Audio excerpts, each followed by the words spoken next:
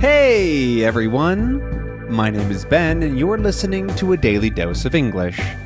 This is a short, simple podcast that you can listen to every day to improve your English. You can find the transcripts for all episodes and more on benslanguagelab.com. I'm glad you could make it today. In this episode, we're going to be talking about sleep, or slumber, or nighttime rest, naps.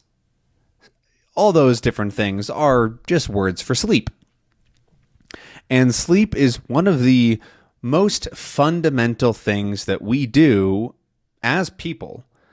Everybody sleeps.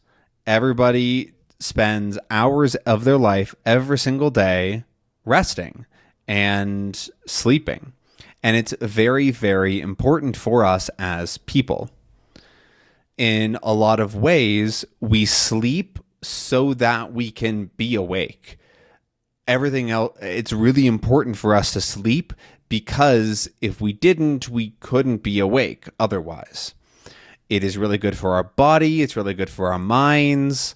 It's really good for everything. I mean, we are sort of just body and mind, right? But it's really good for our digestion, our learning, our just health in general, our muscle growth, our aging. Everything is so important. It's very important that we sleep, basically. And it's hard for a lot of people. Sleep is not something that is easy for everybody, despite it being so critical and fundamental to our life. In a lot of ways, it's kind of like eating. A lot of people struggle with eating and with food and with nutrition, despite it being such a basic thing for human survival. Everybody knows that we must eat, and yet it still can be hard, right? Especially with so much bad food out there and bad advice, or if people don't want to cook, or they don't know how to cook, or they don't like food, and all these different things make food a difficult problem. It is not really anybody's fault if they have trouble with food. It's the schools, education, institutions' fault. It's not necessarily each individual person's fault. And a similar thing goes for sleep. Most people don't know what it is or why it's important. They don't know how to get good sleep. They don't understand their own sleep. Because I think one of the problems with sleep and with health in general is that it's often said that like something works for everybody, right? Oh, everybody has to sleep, so everybody must sleep the same. Well, not really. Everybody sleeps a little bit different. Some people sleep longer. Some people sleep for shorter. At different ages in your life, you sleep different amounts. Some people have problems when they sleep apnea. That's a problem where you have trouble breathing when you're asleep. And people with sleep apnea need a machine that will help them breathe at night so that they don't get terrible sleep. And a lot of people who don't have a machine to help them breathe that have sleep apnea sleep terrible, and they don't really know it. They wake up dozens, if not hundreds of times every night for a few seconds because they can't breathe. And their body's like, okay, wake up for a second. Hang on, we're going to die. And so the machine can change their life because they can actually sleep. And there's all sorts of things like that. People that dream more, dream less, people that fall asleep easier or faster or slower. And so understanding your sleep health and your own personal needs is really important for getting good sleep. Sleep is something that I've not always been interested in, but for a while I've been interested in sleep, especially after I read a book called Why We Sleep, which is a very good book. It's about sleep and different studies and what we know about sleep, and somebody who's essentially devoted his life to studying sleep. And it was a very interesting book, and I think very, very important to know about. Just as a person, it's because it's so important to us, right? Sleep is also critical for language learners. If you want to learn English well, you have to sleep. You can't just replace an hour of sleep every day with an hour of learning and expect that to be a good change, because you will suddenly have an hour less of sleep, which you might need. And so if you want to be a good language learner, focus on your sleep health and make sure that you are getting enough of it.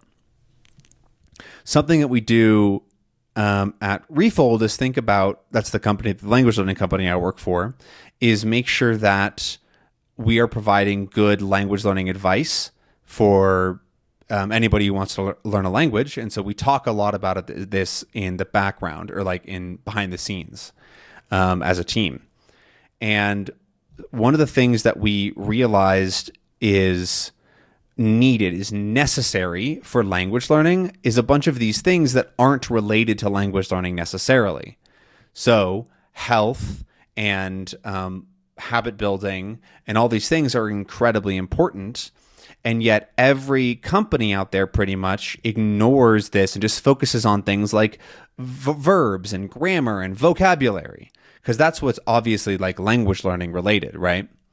But people who don't have good habits and language learning, like learning systems in place to make sure that they learn every day, don't make it. They don't succeed. Same goes for people that don't get much sleep. If they feel terrible every single day, their learning is just not as good. And you need to make sure that these things are taken care of, or else you're not going to be the same level of language learner. We've been working a little bit and thinking about all the various things that go into being a good language learner, and health. So physical and mental health are a big part of that. And sleep is a whole section that we put in the list. We're still working on all this, so I don't really have anything else to say about it, but like we understand, and I understand just how important it is to sleep good and well and get enough rest, or else you will not learn well. So something that I find interesting also is that everybody has different amounts of sleep that they need. Some people function very well with only 7 hours of sleep, but some people need 9 to feel rested. And that's fine. That's a pretty large large fluctuation. I've been doing some tests and trying to figure things out on my own, and I think that I need about 8 hours to feel well rested, 8 hours straight. And so I'm still figuring that out. It's not a thing you can just learn in a day or two. It takes a while to realize exactly what amount of sleep your body needs on an average day. Of course, there's going to be days where you need more or need a little bit less. But on average, you need a certain amount, and you can figure that out for yourself and find what number works for you. Personally, though, I am interested in finding ways to feel better and not like impact my health, but be able to sleep less. I've been waking up at 6 a.m. for the past several months. At this point, it's normal for me, probably like 6 to 8 months I've been doing it. And I do feel pretty tired in the morning. I feel groggy. And so unless I go to sleep at 10 p.m., which is kind of too early for what I want. And something that I heard about many years ago that I want to explore more is called polyphasic sleep. And in a nutshell, polyphasic sleep is the practice, is something where you try to sleep less but sleep better. I'm not going to go too far into it, but the main idea is that we have a couple of different kinds of sleep.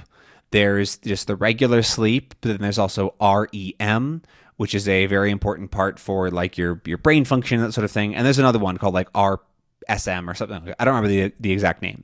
But those two numbers, we only get a couple hours per day. It's only like 2 or 3. And the rest of our sleep is just normal, essentially resting. And so the idea behind polyphasic, poly being multiple and phase being phase, is that you sleep a couple times in the day. So you have a nap and then you have your normal sleep during the night. And you do a couple things to increase to not decrease your important sleep time, and instead decrease your regular sleep time, and then just rest in other ways. And the idea is that you can have the same amount of energy and good sleep by reducing a little bit of the not as important sleep. You can read a lot more about it on polyphasic.net. There's a lot of great information there. I'm still figuring out what I want to do. I haven't started trying it yet, but I'm interested in being able to not feel like shit in the morning, basically. And so that's sort of my goal with it, is to, when I do try it, we'll see how it goes. I'll probably make an episode on it once I've been doing it for a little while, but currently I'm still not at the place where I've been able to start. But I find it very interesting, because it makes sense on the surface logically to me. And there seem to be a bunch of people that it works very well for. And so I'd like to see if that works well for me. And I'm not sure if it would for you, but if you're curious, you can at least read about it, right? That won't hurt. It's in English, and you can practice that. But anyways, that's enough for this episode. I've been recording this for a little bit longer than I'd like. Thank you so very much for listening, and I'll see you again tomorrow. Have a good one. Bye-bye.